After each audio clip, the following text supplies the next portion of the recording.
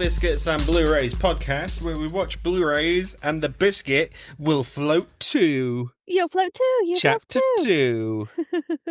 We're your host, James and Jade. Hello. Hi. We've done it before. We have done it before, yeah.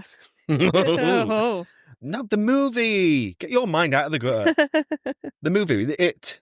Chapter 1. It. Yeah, no, just It. It's just titled It. It's chapter 1. It's chapter 1. We've done that already. We did that a few years ago. Mm-hmm. Happy Halloween. Spooky season this time. Spooky. Why did we take so long to do this one? Because it's shit. What? Okay, well, spoiler review for your opinion. Okay, good. Okay, so we're doing It Chapter 2. This is a long movie. It is. Saying it's shit is unfair, to be honest. It's just a fucking slog to Do you get know how through. long this movie is? Longer than my will to live. It's long enough for us to not watch it. This is the first time this season that we've not watched the film to then talk about it. Yeah, because I can't put myself through that. Not right now. It's too long, guys. Yeah. It's too fucking long. However, we've seen it 1,000 times. We have. So, and you've read the book. I have read the book. I've read the book when I was a teenager, though, so some of it's still a bit rusty. Okay. I've watched the miniseries a lot more. The Tim Curry one. Yeah, and even then, some of it can blur, and you can think that's in the book, and actually that does different things as well. Okay. And the problem I'm going to have here is I'm going to go, the book did this, the book did this, and I don't want to. I want to kind of judge it for its own thing. For its own thing. But I think the book does have some better ideas that they should have done. Well, I have not read the book, so I'm keen to know what those ideas are. Okay. So you might have to do the book did this, the book over the book. Because there's nothing worse. Because I understand that to adapt something into another media, you are going to lose things naturally. You're going to have new characters added or new scenes added. It's a completely different medium, and that's fine. Yeah. I don't want to come across as that really obnoxious person that's like, I know more than you. Essentially, we're filming this in 2 separate locations. I'm watching this in the viewing of our living room, and you're reading this in like a coffee shop, in the window of a coffee shop, just like, I've read the book. Look at me reading. It makes me that I'm sorry, guys, people who read books and stuff, because I like to read books. It doesn't mean you're better than other people if they like the movie version of the adaptation. Okay, that's good. I feel like there's a bit of a gatekeeping thing going with a lot of different movies. Is that still a thing? Yeah. Okay, fair enough. I didn't know that was still going on, gatekeeping of the book and the movie. Not necessarily for this, but for other films. I think other franchises have that problem. Okay. Yeah, maybe not this one. Then again, it's Stephen King. Maybe. Who knows? Stephen King, famously, bad at endings. Oh, they don't half go on about it. I think if you acknowledge the fact that the ending is bad or badly written, by acknowledging it, you're not solving the problem. Yeah, I don't love the ending of the book either. Okay, we'll talk about it. This kind of does it anyway. Right. In part, it's a really hard thing to get right. The problem is that it as a book is so good. It's really hard to top it with a really good ending, and I think that's a lot of the problems that I've had with Stephen King's works. Mm-hmm. It's got a really solid idea that's so good that he almost he can't like bring it to a good conclusion. Almost, it's really weird. Okay. We'll talk about it. Yeah. But quick question though, you've read the book. Would you consider it unadaptable? The Ritual of Chud is. Okay, of course. But parts of it, yes. Yeah. Do you think these 2 films as a whole are a better adaptation than the miniseries? Oh yeah. Okay. But you don't like this movie? I think you don't like it because they add in a shit ton of filler that you don't need. Mm-hmm. And it's like, it was already long. Why have we got all this extra shit that we don't need? Grabbing tokens and all sorts of bollocks. What the fuck's all that about? We'll talk about it. But has watching this made you want to read the book? No. I'm the sort of person, I don't read anyway. Books really have to grab my attention from the get-go. Mm-hmm. A few books have done that, not many. Like what? The Mist did it. That's The Mist? Yeah, that's a fucking short story. Well, all right. It's a book, is it not? It's a short story. It's a Stephen King short story. It's a book. I've read it start to finish. Fine. Oh, you've read all of 4 pages. Well done, James. I've read War of the Worlds. I've read The Exorcist. That's an excellent book. And a few of the Harry Potters, but you get told to read those when you're a kid. Yeah. But I just don't pick up books anymore to just be like, you know what? Sit back, relax, kick back with a book. What was the last book you bought? The last book I bought, The Wizard of Oz. And It wasn't. It wasn't? Was Count Duckula. That was for my child.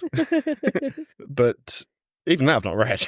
I'd say by seeing obviously how well they kind of did these movies, has it made you want to go and check out other Stephen King works? No. Again, I know I'm going to get disappointed. The thing is, as well, I've seen the film, and I liked most of Stephen King's movies. Not all of them. They're not perfect. Your favourite's Maximum Overdrive? Absolutely. But I don't want to be like... My dad summed it up quite well. At one point, when the Da Vinci Code came out, and I said to him, "Oh, I've got the film on DVD. Do you want to watch that?" And he was actively reading it, and he was like, "No, because I don't want that to carry over into me reading the book. Because in the book, he's not described as Tom Hanks. Yeah. I don't want to then be like, oh, that's Tom Hanks. I'm picturing Tom Hanks in my head. Do you see what I mean? Yeah. So that's why I don't read books after watching the movie. Okay. It's not on purpose. I'll give a book a go. Just that you can't get the movie out of your head. Also, I can't read. But the book's massive, right?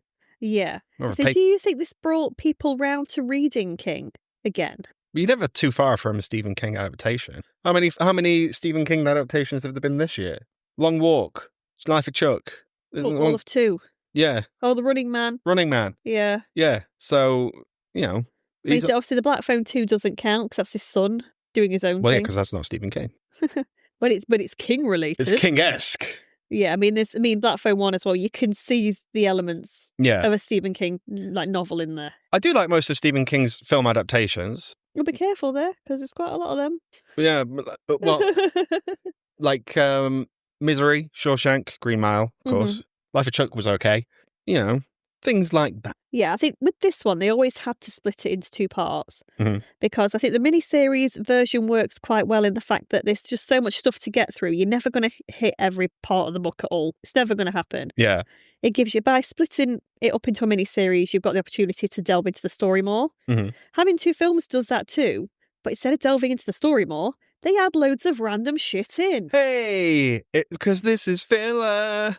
It didn't need to be a 3-hour fucking movie, though, of shit I didn't need. Cutting out characters that could really have been there. It does say just shy of 3 hours. It's 2 hours, 49 minutes, approximately. Yeah. So it's a long movie. It is indeed. But would you rather it be 2 different movies as opposed to one ultra-long movie? 2 different movies is always preferred with something like this. Yeah.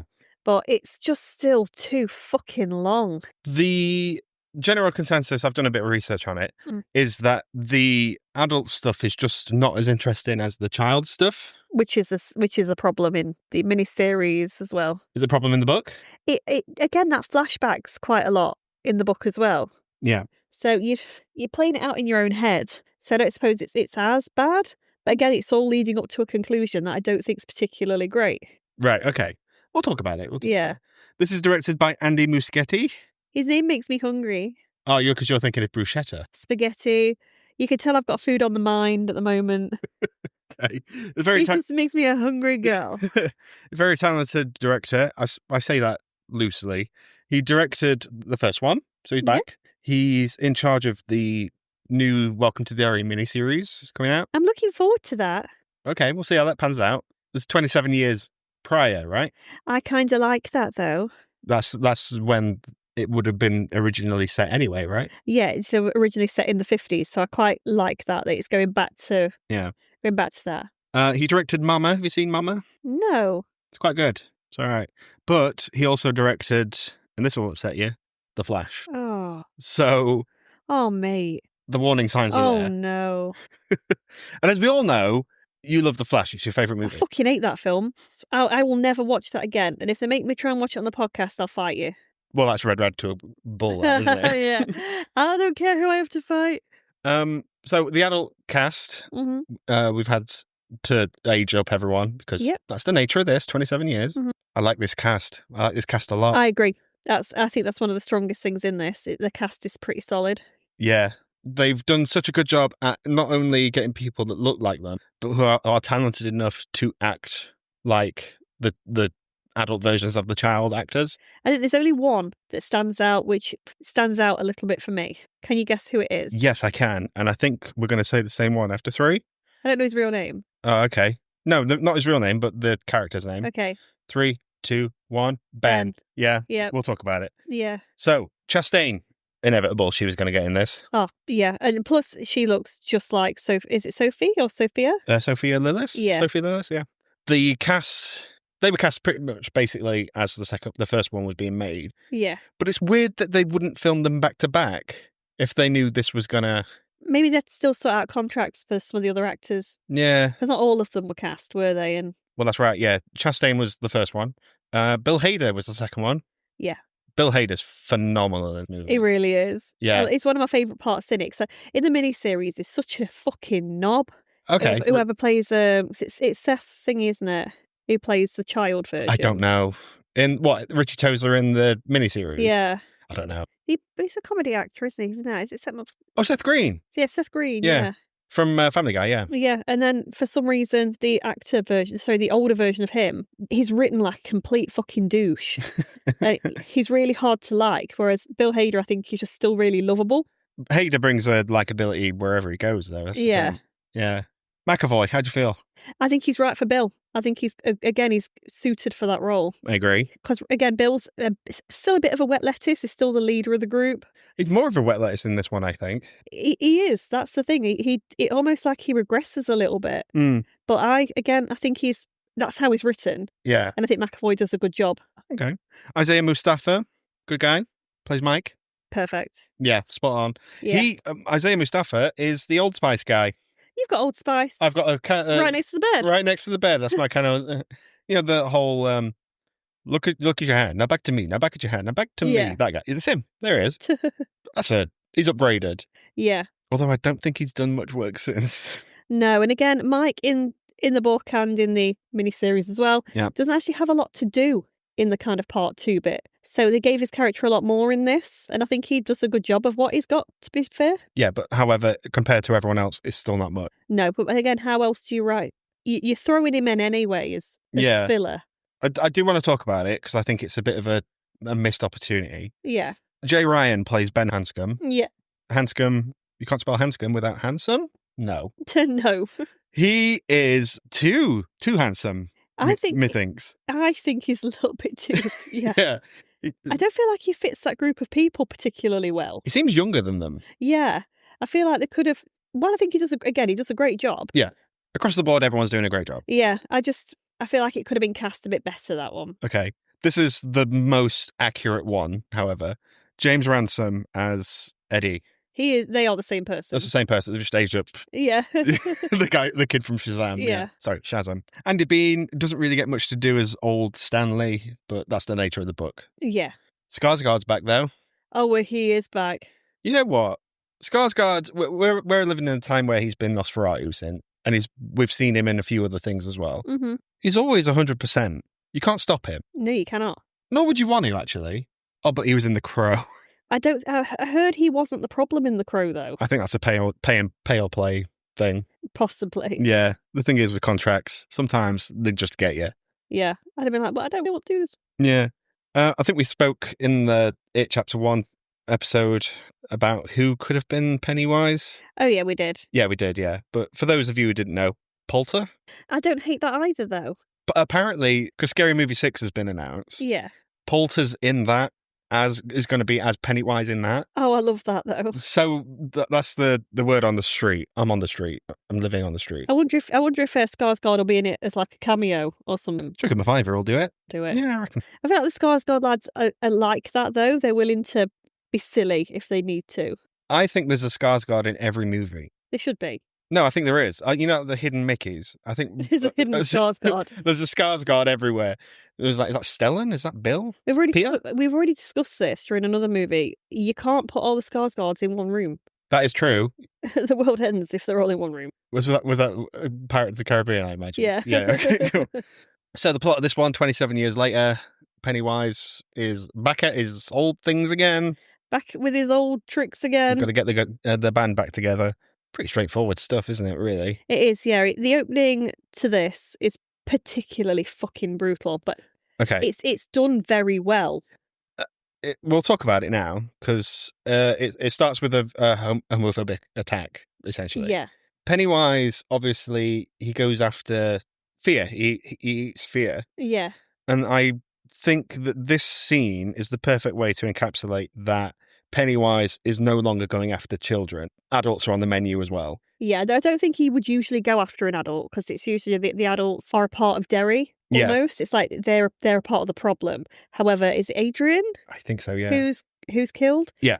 He's not actually from Derry. He's the boyfriend of someone who used to live there. Yeah, but he's smelling that sweet Derry air. He is indeed, but he would have been as well, which is what's really sad about this. Absolutely terrified while that was happening. Exactly. Which is where obviously it's brought. It's brought Pennywise into it's it. like, yeah, it's sicked him out almost. It's really sick. But again, it matches in with the book. And it's necessary. It's a necessary movie. And I found it really hard to watch in the cinema. But again, I thought it was very poignant and it was well done. Yeah. It was done quite... It's a hard subject matter anyway. Yeah. But it was done very well. Mm-hmm. I think. And I couldn't tell you how sad I felt for those characters because they did not deserve that. No. And then on top of that, a monster fucking goes after them. I know. It's like even now I find it like, oh no, don't go after my boy. Yeah. Then we get essentially we get all the people in their places, but Mike is the only one still in Derry. Yeah. So basically, everyone that's left Derry out of the initial Losers Club, except for Mike, have all been really successful in their lines of work. Yep. Interestingly, none of them have had families. But, is that a plot point in the book? They kind of make a thing on it. Like they don't want to have kids because Pennywise eats... Well, they forget about it. It's like they leave Derry and the whole Pennywise stuff kind of leaves them too. Mm-hmm. But instinctively, none of them have ever had families. A lot of them are in relationships that aren't great. Do you know what I mean? Sure. They've got a lot of childhood trauma there, like Beverly's with somebody who is just like her dad. Yeah. Which is creepy. Eddie's with someone who's just like his mum. Mm-hmm. Bill's with someone who is basically a poor man's version of Beverly. Of Bev, yeah. Yeah, her name's Audrey. She plays a bigger part in the miniseries and the book. Okay. All of these people have got issues. Yeah, but again, on the surface, they're all very successful. But Mike stayed put. I don't think that makes sense. Why would Mike stay there? He stays put because he feels like he almost has to document it. He has to be there to remember. That's fine. But is Mike the one that stays behind in the books as well? Okay.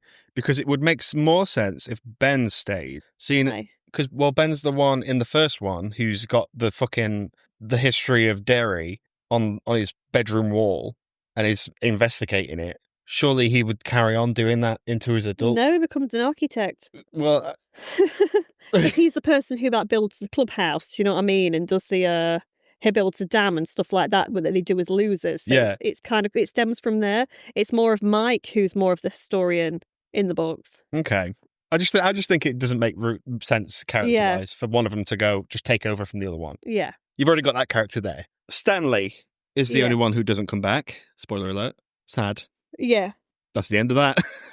Yeah. So he, as soon as Mike does his little phone call to him to tell him to come back, mm-hmm. It's like something hits him out of nowhere and he's like, I'm just too terrified to come back. Yeah. That scene's played quite well, I think. Yeah. Again, it's quite a hard scene to watch for some people. Yeah, I found it like that. Because the way he's like dead in the bath, he just looks so sad. Yeah. It makes me sad. But in this one, he didn't write anything on the wall. No wife screaming. No wife screaming. Oh! Yeah. Again. Oh! Accurate. I've seen it a few times. Yeah. So everyone comes back to Derry. They meet at the Chinese restaurant. Mm-hmm. And this is where the film really falls apart altogether, I think. Do you think? No, not in this scene. I think the scene's quite good. Some scenes in the movie are quite good. But CGI. Yeah. In the Chinese scene, they have fortune cookies and they open them up and then there's like little creatures inside them. Yeah. I don't think any of that is scary, nor do I think any of the CGI monsters we get later in the movie are scary. No, but I did like the heads in the fish tank. They're singing the music to the end of the Chinese restaurant, yeah. I like this gang of people together just chatting shit. Yeah, because that's the thing. I like them sitting around the table and they're all reminiscing and talking. Mm-hmm. Because it's kind of Henry Bowers that makes them all go, fucking hell. That's bringing us back to when we were children. And they start talking about stuff like that, and the experiences they've had a little bit. Yeah. But the problem that they've all got is that a lot of them, all of them other than Mike, they don't really remember much about it. There's quite a lot of holes in their memories. Mm-hmm. So after the whole Chinese restaurant incident, he tells them all to go to different places in Derry to refresh their memories. Mm-hmm. The movie goes, fuck that. Yeah. We're not going to do that. We're going to talk about the famous clubhouse that wasn't in the first film Yeah. for some reason. There's you can split this film into 3 1-hour set pieces. Act 1 is getting the band back together. Act 2 is everyone on fetch quests getting their own little tokens and stuff. Yeah.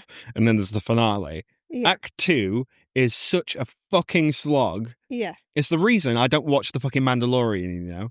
Okay. Because the Mandalorian, every 2 episodes, they'll go, oh, if you want to speak to this guy, you've got to go fetch this thing for this person. Did Madame Leota tell you that? Yeah, exactly. You Yeah, must find the key. yeah. I've got the key. Where am I going now? You must find the trunk. What? Yeah. You must find the lock for the key, and the key it's in a different place completely. We'll spend 5 minutes. I wish it is such a boring script writing tool, Mm-hmm. a fetch quest. Yeah. Fucking stop. Mm-hmm. I'm bored of it. Also, I don't care. Yeah. And also, they've been told to fetch all these little items that mean so much to A them. token, so they can use it to perform the ritual of Chud. Right, okay. But we've never seen any of these people with them before.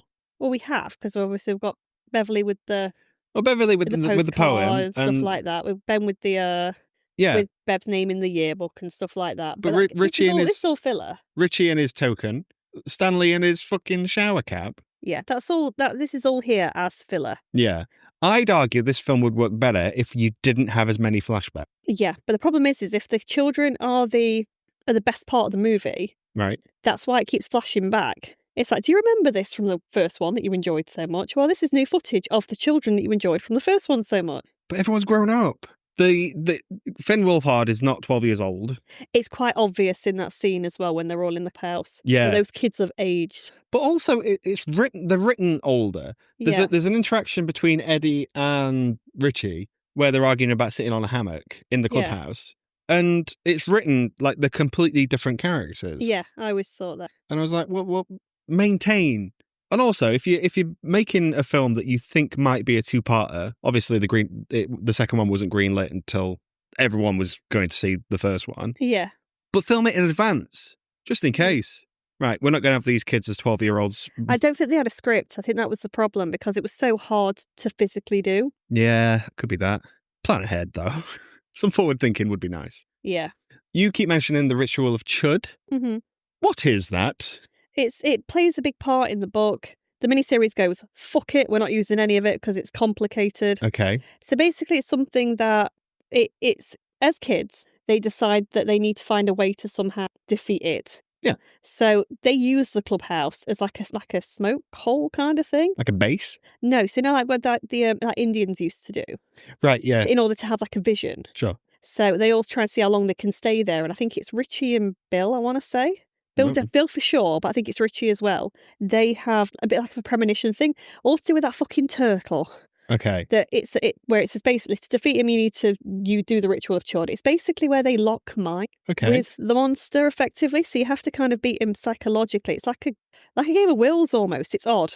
But they do it as children. I think I mentioned this in the first podcast. So they do it as kids and then they come back and they do it again as adults. Mm-hmm. That's what it is. Okay. But when they're kids, is that not the infamous naughty scene? That comes later on after he's been... Oh, okay. All right. Okay. After he's been destroyed. Well, when they think he's been destroyed. So the movie, to be fair, has tried to go, you know what, we're going to incorporate the fact that the ritual's there and it's such a big part of the book. We need to make it something that audiences can understand, which I completely get. Yeah.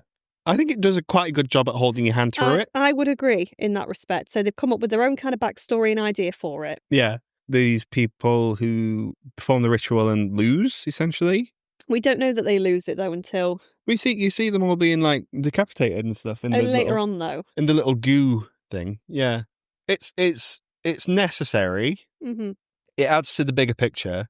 But it is confusing if you're not completely concentrating.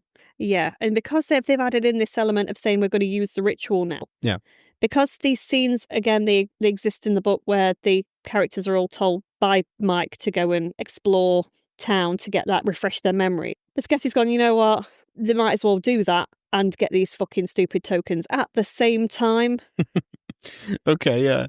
But again, it's just, I find it's all really long-winded, but I think there's only really one sequence that stands the fuck out of these. And that would be... For you. Can you guess? Because I think it's probably most people's, and it was used for the trailer. Oh, okay. I was in a completely different zone then. You're the Bevs. Yeah, so she goes to get her token, which is a postcard. January Embers. That's the one. My heart burns there too. And that scene is fucking gold. It's so good. It helps that it's well acted. I don't know the old lady's name. I'm so sorry, but she's great. Yeah, it's everything about that's great except for the end bit. A CGI monster. Yeah. Yeah. They released that as the trailer, Mm-hmm. and I remember it coming out because I was like, "Oh, okay, what's this? Chastain." Oh, cool. You didn't really know it was Chapter 2 until like most of that trailer was over. Big one, right? Yep. Obviously, it plays out like a bit like the book. But what do you think Bev sees in her childhood home? If it's anything to do with trauma or something, it would be her father, right? Okay. What do you think it turns into? You don't get any of the Pennywise stuff, all that stuff that with Bill Skarsgård as a human. Yeah. That's all added there because they went, we need more Skarsgård. Yeah, we might have a prequel series coming soon. I hope that ties in. But again, that was a big problem with the miniseries. People said in Act 2, there's not enough curry. Yeah, which is arguably correct. Yeah. But yeah, guess what do you think Bev's monster is in that scene? Monster is she? Is it anything to do with her childhood trauma? To do with being a child. To do with a fairy tale. Oh, okay. So it's gonna be like fucking like Mickey Mouse or something. If it's in the book, it's the 50s. Oh God, no, I've no idea. The witch from Hansel and Gretel. Okay. Okay. That's what he turns into to terrify the fuck out of her. This is the same guy who wrote like Pennywise turns into like a dog or something. Is it all that Universal monsters as well? Well, again, if it's set in the 50s, it's going to be. So, for example, Ben sees it not in the school with Bev. Yeah. With the My Heart Burns There Too weird shit. He sees Dracula in the library. Oh, it was Dracula in the library. Dracula. Blah, blah, blah. Yeah. Obviously, modern audiences are going to find that stupid. So it makes more sense that they've cut some of that out. Yeah, or changed it slightly. Yeah. So again, to match the setting as well. Yeah, well, there's a werewolf in there as well. Yeah. Because that's what kids were watching in the 50s. I get that. That makes sense. It's not the 50s. It's not, no. We've updated it to the 80s. Welcome to the new age. Even then, do you find this too CGI? Well, yeah. The only other thing, I don't find this film scary in general. The first one has moments where it is Pennywise is doing the heavy lifting. So you know that scene where isn't the projector scene? Yeah. That's creepy. That's a good scene. He appears big or whatever. The headless. That's a scary scene. That's a scary scene. Yeah. In this one, it's big statue, big CGI monster with mounds on Paul its Bunyan. chin. That is in the book. It is Paul Bunyan. The Paul Bunyan thing is a good metaphor, though. Mm-hmm. And I looked into it after the film came out because I was like, what the fuck? What is that? We don't know what Paul Bunyan is in the UK. We don't have that. Yeah. Richie is dealing with his self. Yeah. Obviously, there's some homosexual undertones to that. Yeah. And his relationship with Eddie. Paul Bunyan is a symbol of masculinity. Mm-hmm. That is why Richie is scared of that. Yeah. That is quite good. Yeah. However, big Paul Bunyan monster with big teeth, not scary. And then when Pennywise again, because Pennywise has to appear. Yep. It can't just be the statue. We've paid Skarsgård now. With Skarsgård again, people want to see these actors because he's better as the clown. Yeah. Same as Curry. He had more impact as the clown? Yeah. He's like, come back, and all his fucking face is stupid. It's like, what are you doing that to him for? I do like in that bit where he's like, I know your secret. That bit. All the people behind Richie are just like swaying to the music. I like it. Oh, the girls, like the cheerleading girls, they've got the pom-poms up and they're doing it. So yeah, I like that. But I do, again, this film's got like good imagery where Pennywise with that fucking, all those balloons. Yeah, I like that. That's gold. They slapped that on the poster. I mean, it was in the trailer and it was cool there. I think the trailer was better. Yeah. It even showed like Georgie in the shadows with put his arm out, with the boat. Yeah. But that gets ruined by CGI hands. She's CGI little baby hands. Little baby hands, which I've seen. Little Deadpool hands. Yes, it's the fucking Deadpool hands. Also, like Doctor Strange, you watch that. Yeah. That's that effect. Snapchat filter. Mm-hmm. Eddie is going down to get his fucking token. He goes to the pharmacy, doesn't he? It's his inhaler, isn't it? Yeah. And he has the flashback where it's the leper again. No, okay, it's fine. We didn't need a flashback with him with the leper, though, did we? That's the thing. That could have all been cut out. Yeah, but then adult Eddie has to do with the leper as well, and the leper pukes in his face while that song "Angel in the Morning" plays. It's very Deadpool. Yeah, does that scene only exist because of Deadpool? Yes, Cool. It does see the leper again. That is a thing. But why does it play "Angel in the Morning" in a scary? I don't scene? know. That it always felt very Deadpool-esque. I think there's a. I can't remember who said it. I think it might have been Sam Raimi or someone said that comedy and horror go hand in hand. They work. It's peanut butter and chocolate. Mm-hmm. You can have both separately. You can have them both together. It works beautifully. Most people go for like peanut butter and jelly, but you were like, I've been eating Reese's Pieces all October. Let me tell you guys. Peanut butter and chocolate. Now it's the spooky season. I am eating a fuck ton of chocolate. I'm having a good time. Every day I buy it, it's gone by the evening. Yeah. The thing is with peanut butter, it's moreish. So I guess I've just got to have. Oh, I've just got to. Anyone can see James's face is like moreish. Oh, I'm literally drooling now. And I was like, oh my gosh. Pennywise there's a lot of drooling in there. Yeah, Pennywise or Skarsgård? I think he just drools.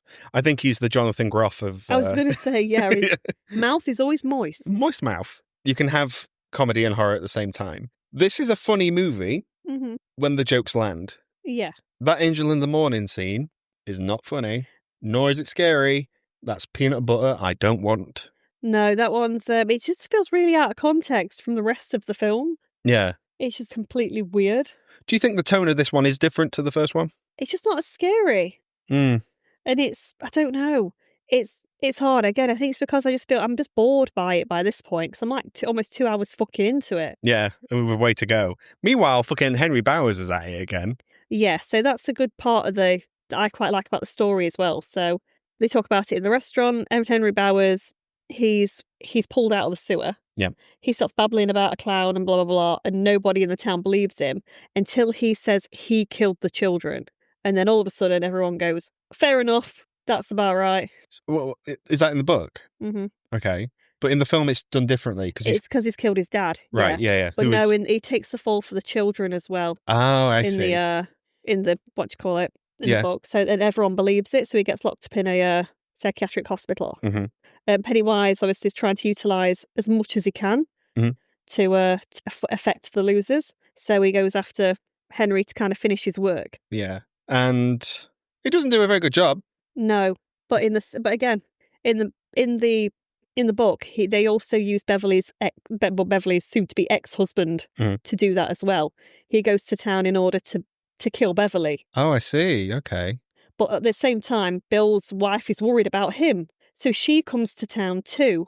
Oh my God. So I think the hotels in Derry must be... And basically Tom gets kind of possessed by it. That's Beverly's husband's name. And he drags Audrey down into the sewer, almost like there's like a bait.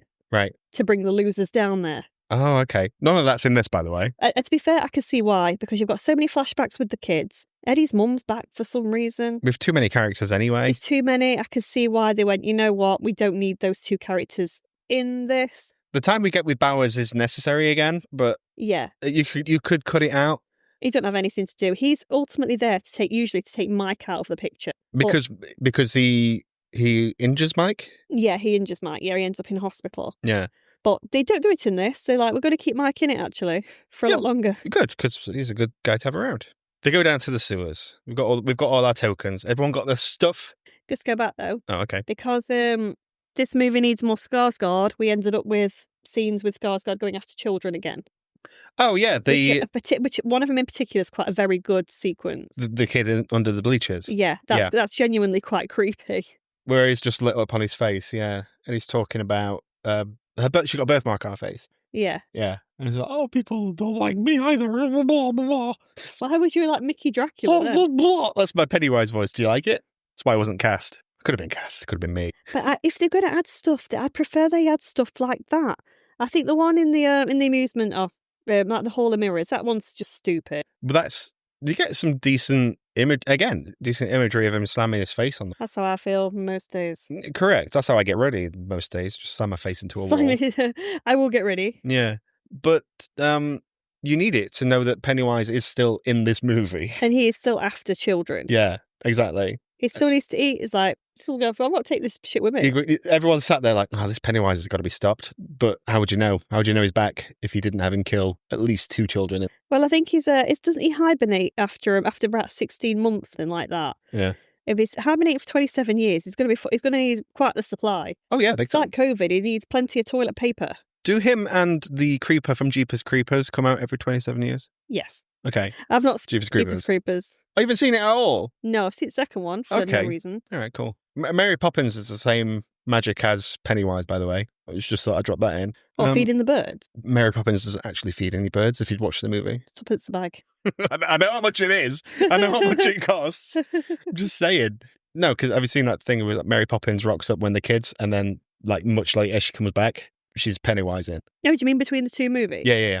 Oh, that's genuinely quite creepy. Yeah, well, Mary Poppins is creepy if you dig deep into it. You fancy that, don't you? Yeah. Anyway, so Ritual of Church. Let's go down to the sewers. Yes. Good times in the sewers. Not for everyone.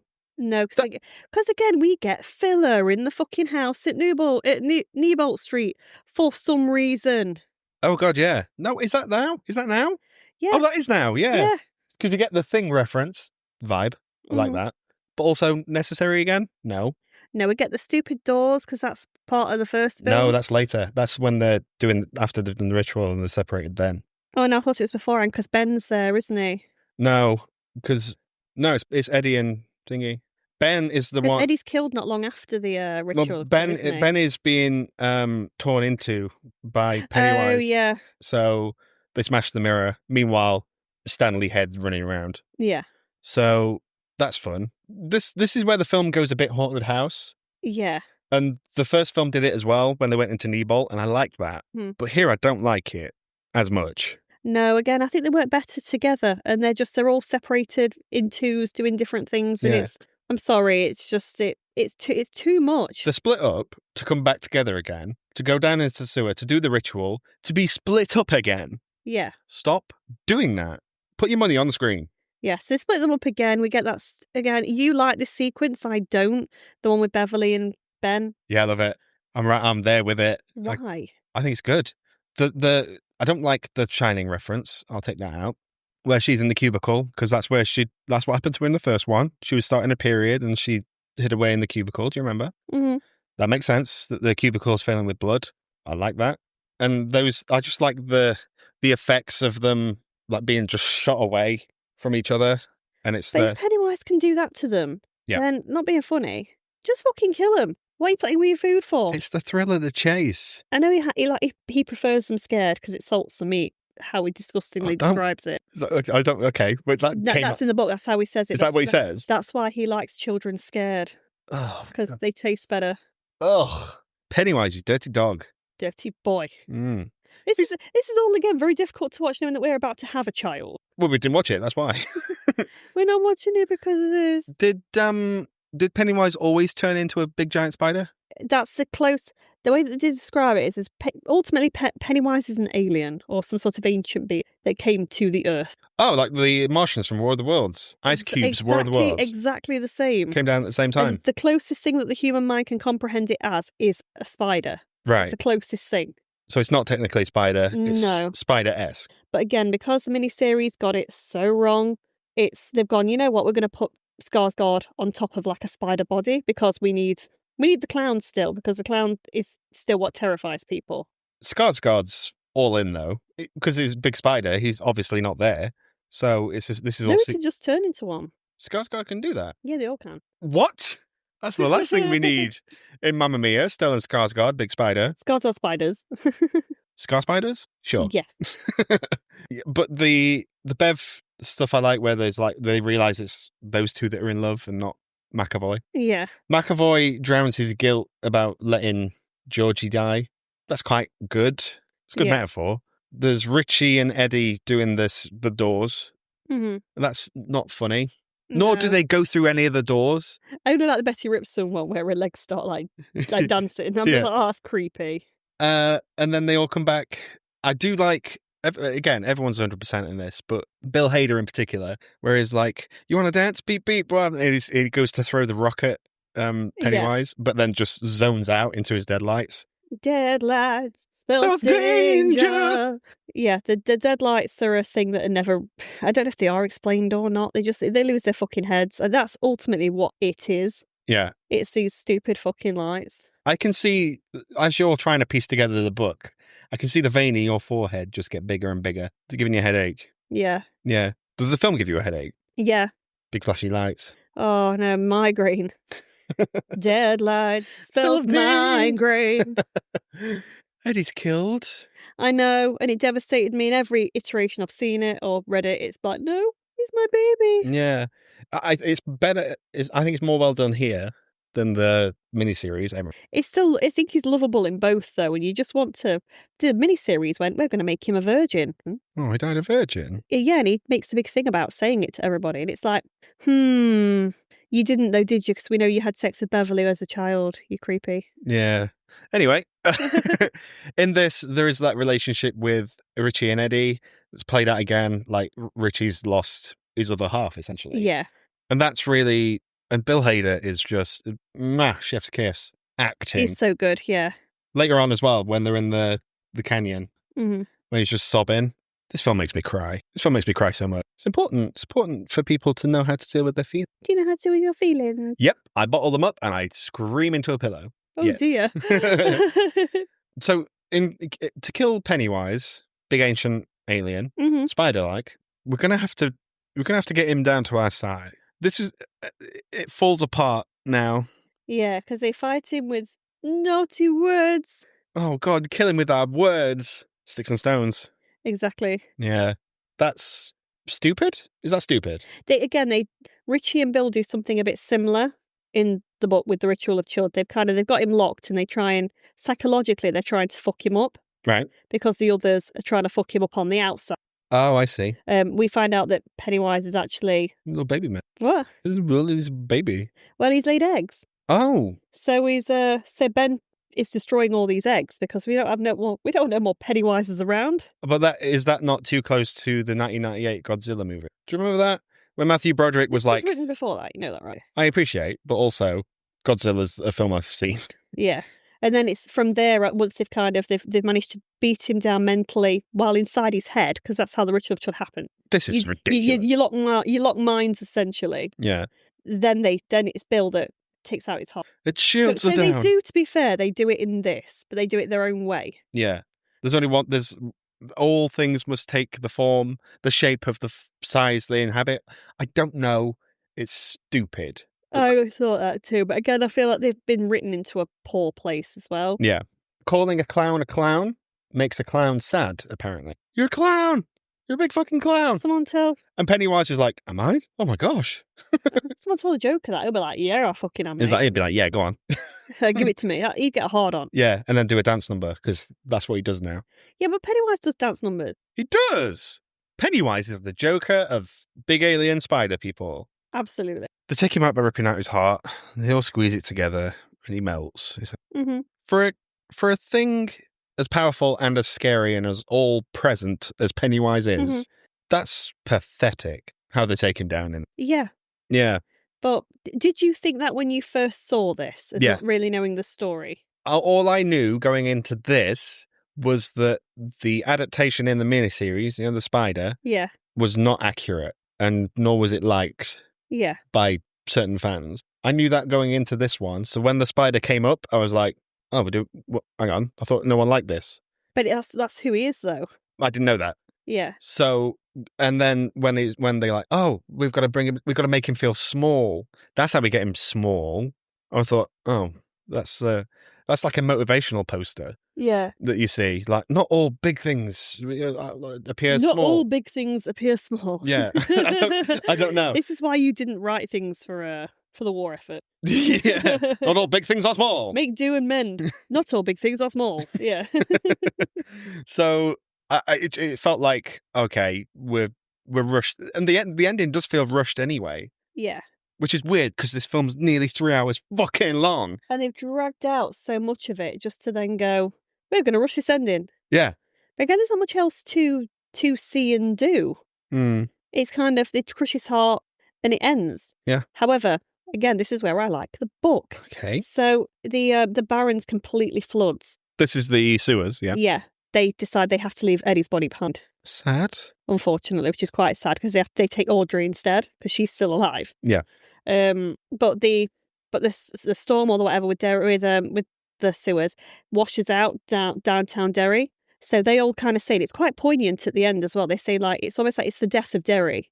Right. As soon as it has been killed, because he's ultimately the town's just is a part of him as well. Okay. Once he's gone, The town starts to feel like it's it's decaying as well. right? And it's coming to an end. And that I thought was quite poignant because it's the end of your childhood almost. Yeah.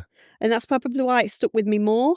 What was happening in Stephen King's life when he wrote this? I don't know. But I Okay. thought that was a bit of a better ending in the idea that, yes, Pennywise is gone and it's took out that downtown part of the town as well. And it feels, the old commenter says it feels like the town is now dying. Right.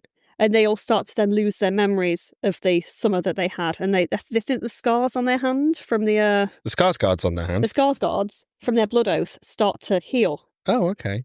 And like completely disappear. So it's like Pennywise is gone, that nightmare's ended. Your childhood's gone, yeah. Yeah, and then that's when they all decide to obviously go off their own separate ways. Oh. And move on from Oh. trauma. And that's why I like it. And again, it does part of it. We do see some of them as they go off and do different things. Mm-hmm. This is where we get, in the book, we get Silver again.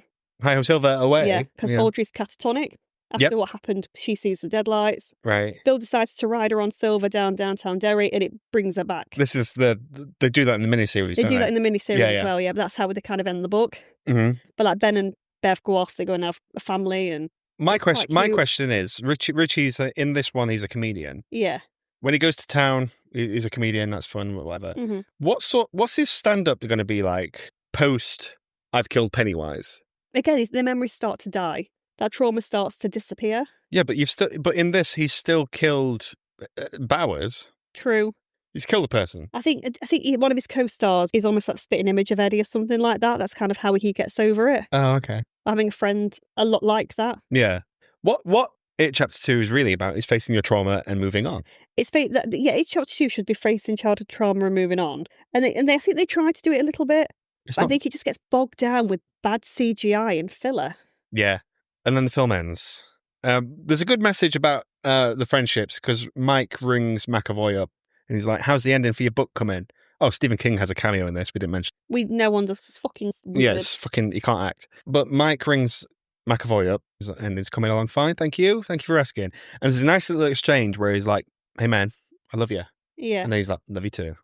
I think that's a good message for don't be afraid to say it. Yeah. Even to your mates. Like, love you, man. Yeah. Like, stuff like that's nice. Boys get saddened too. I get that. Yeah, because you can't choose your family, but you can choose your friends. Yeah. And some friendships are like families. And I like that. Yeah, I like that. It's a nice ending for what is a 3-hour slog. Yeah. This film's too long. It's too much. It really is. And yet, we're getting a new series coming out, and we're doing it all again. I think though there's quite a lot of lore to do with the town and with the different disasters that have happened over the years, as we've seen from the first one. From the first one, with the different disasters previously, where the town folk have just gone, you know what? Oh, yeah, we'll turn a cold shoulder on that. Yeah, and I think that's quite interesting. I think we're going to get a lot of race-related stuff in it. Truth be told. Okay. With it being the 50s. Yeah. That makes sense. It would make sense because I think they do some of that in the book anyway. I was going to say, yeah, so like the fire at the black spot and stuff like that. Yeah, but considering what they changed in this from the book, would it then change? Would that affect the new series coming out? Maybe. I don't know, because we never hear about any of these people. Yeah. In the newer ones, so they can't have survived, or they can't want to come back. Yeah. So you think everyone's expendable? Yeah. Okay. And maybe that's a good thing. Yeah. I mean, maybe the only person that's coming back is Skarsgård. Yeah. I wouldn't be surprised if there is someone else who returns. Yeah. Who has been in the other two movies. Maybe one of the parents or something. Because I'm wondering what disaster we get. So the fire at the black spot happens, I think it's in 1962. Okay. In the book. I could be wrong. Can't be right, because it's not Mike's parents. Apparently so. In the film, that's where his parents die. I don't think they do, though, in the other one. In the book, I'm not too sure. I think they just moved to town. Okay. But I think that could be something that they use. Yeah. And that's going to be terrifying because the whole idea of that's scary as fuck. Essentially, now we've got this whole abundance of Pennywise stuff we can do because we can just keep going back 27 years. Yeah. We can go back even further to when he rocks up for the first time and he's like, oh, with the turtle. Do you think we'll turtle it? Oh, that's a weird sentence, That's isn't it? weird. But everyone I've spoke to who's like, oh, yeah, it. Oh, you can't have it without that fucking turtle, though. Come on. The problem you're going to have is if this is really popular and people like it, is it going to just end on that particular time period to then go back 27 years? Yeah. Or are they going to try and continue and push it out?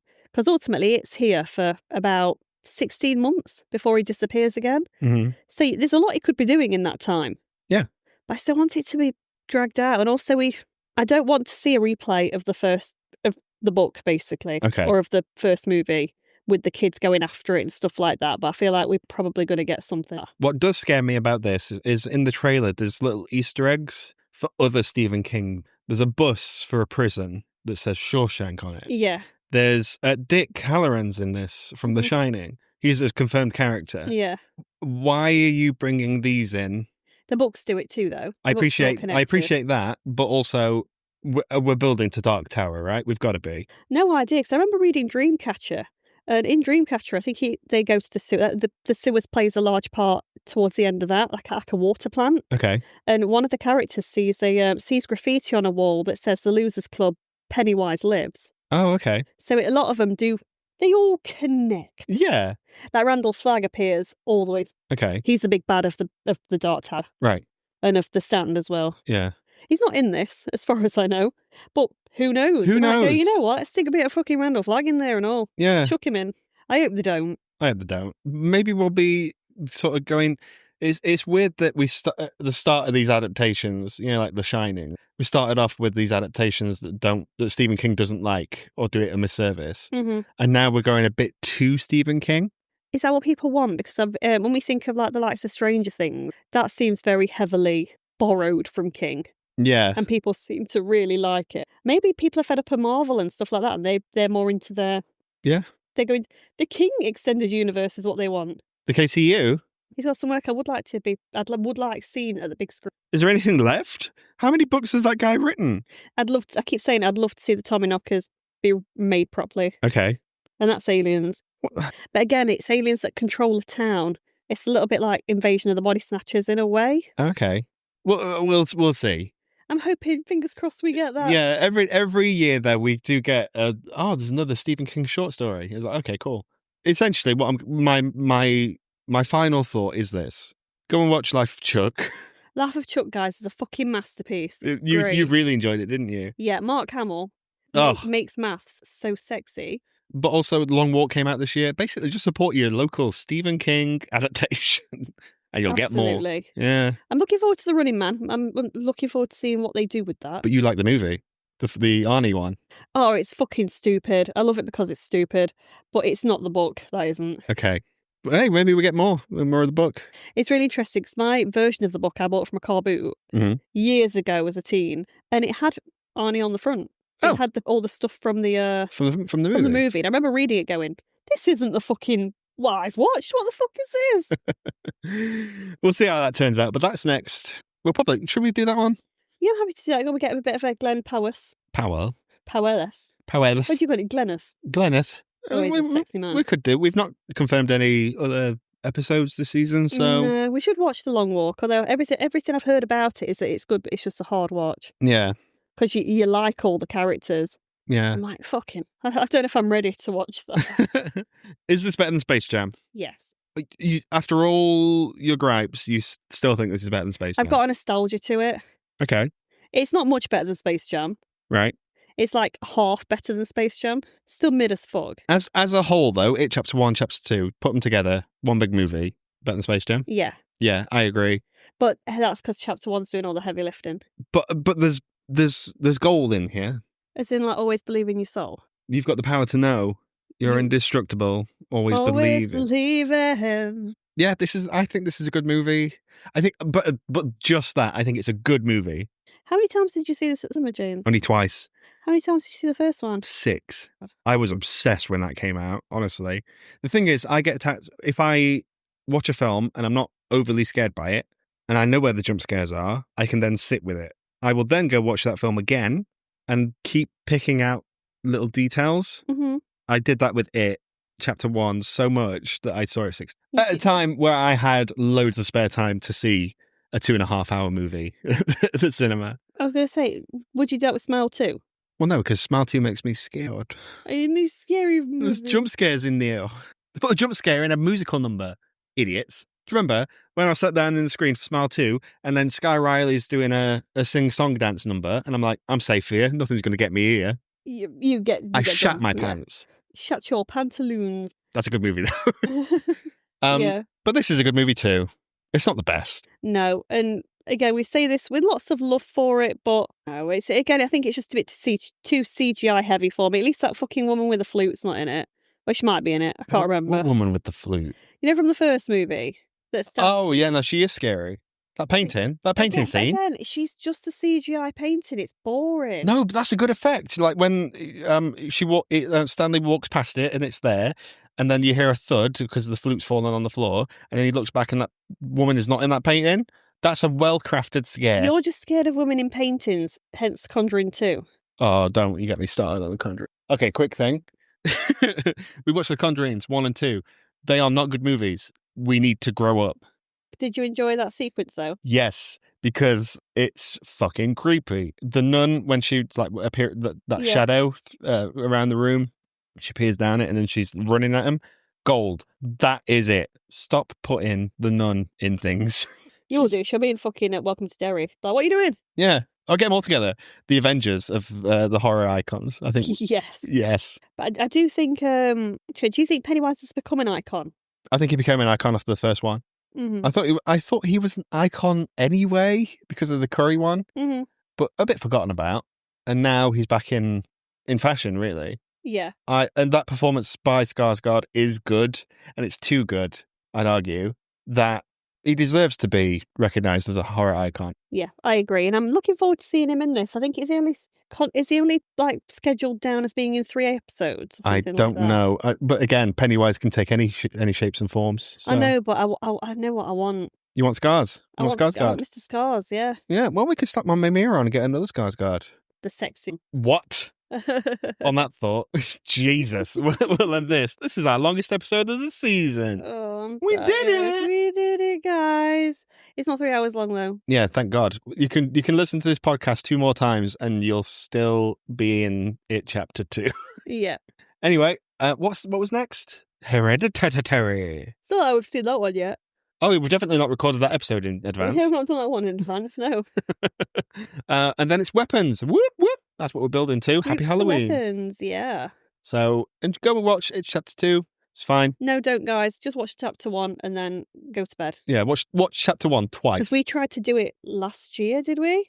That's the reason. We tried to do them both in one day and film both podcasts. We couldn't do it. It's undoable, yeah. Yeah, we were like, no. We managed to watch it chapter 1 and film the podcast. Mm-hmm. And then afterwards, we started watching 2 and was like, no. Yeah, it's too much. It's too much it. Yeah. Oh well. So, see you next week for Hereditary. You will. Bye-bye. Bye-bye.